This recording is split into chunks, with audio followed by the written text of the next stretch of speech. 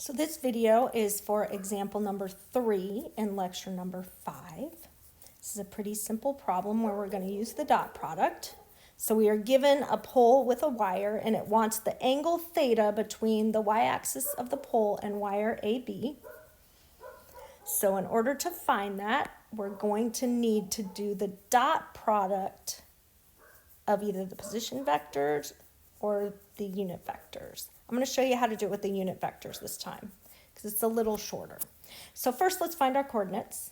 Well, I start with our coordinates, so we need to know the coordinate of O, which in this case is the origin, so it's 0, 0, 0 feet. We need to know the coordinate of A,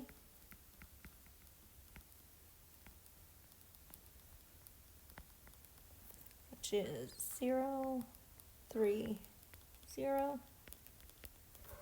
And we need to know the coordinate of B.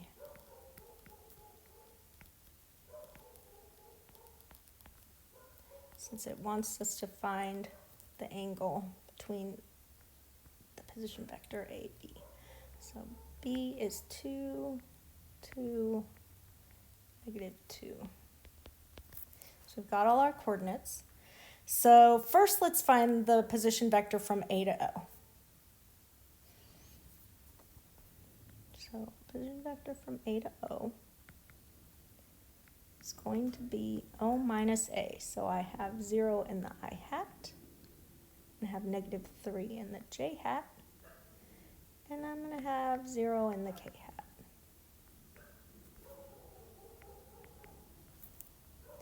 And to find the magnitude of that, it's going to be the square root of 9, which equals 3 feet. Now to find the unit vector, I'm just going to divide all of the components by 3, which is pretty easy in this case because I still have a 0 for my I. I'm going to end up with a 1 in my J and a 0 in my K.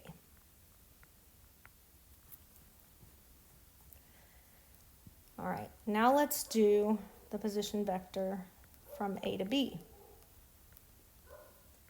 So our position vector is going to be 2 minus 0, which is 2i hat, plus 2 minus 3, whoops, that's not a plus, that's a minus, 1j hat, plus a negative 2 minus 0, which is negative 2k hat.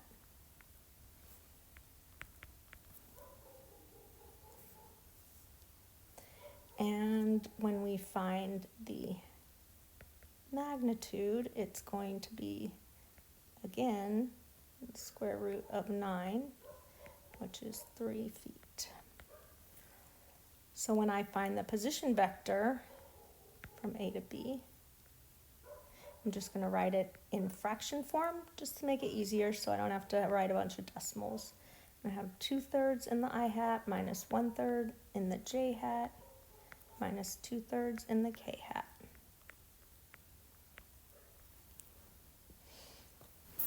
Now, to find the cosine of theta, I'm going to use the unit vectors because if you remember, the cosine of theta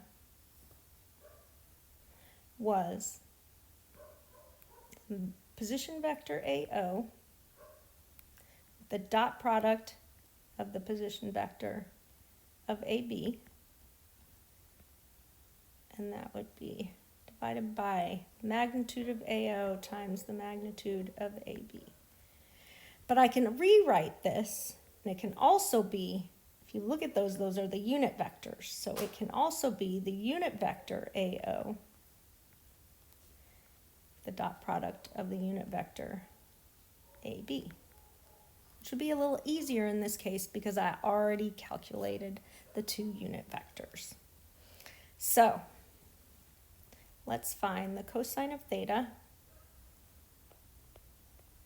It's going to be the dot product of the 2 vectors. So I'm going to have 0 times 2/3 plus negative 1 times negative 1/3 plus 0 times negative 2/3.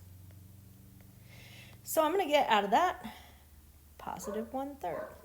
So when I take the inverse cosine, I am going to get my answer, which is 70.53 degrees.